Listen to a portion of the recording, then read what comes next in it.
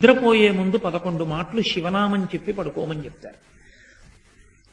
తెల్లవారి నిద్ర లేచేటప్పుడు మీరు పరమశివ భక్తులైనా సరే, మీ కులదేవత పార్వతీ పరమేశ్వరులైనా సరే, శివ అంటూ లేవడాన్ని శాస్త్రం అంగీకరించదు. శాస్త్రమే. శివుడు కేశవుడు రెండని నేను అంటలేదు, కానీ దేని స్థితి దాందే అంతే. నిద్ర లేచినప్పుడు మొట్టమొదట నోటి వెంట పైకి రావలసినటువంటి మాట ఏదో శాస్త్రమే నిర్ణయం చేసింది. ఇంకా వేరొక మాట ఏదీ నోటి వెంట రాకూడదు. మొట్టమొదట తెలివి రాగానే రావలసిన మాట ఒక్కటే, అది 3 మార్లు పలికి లేవాలి మనసం మించింది. శ్రీహరి శ్రీహరి శ్రీహరి అన్నారు.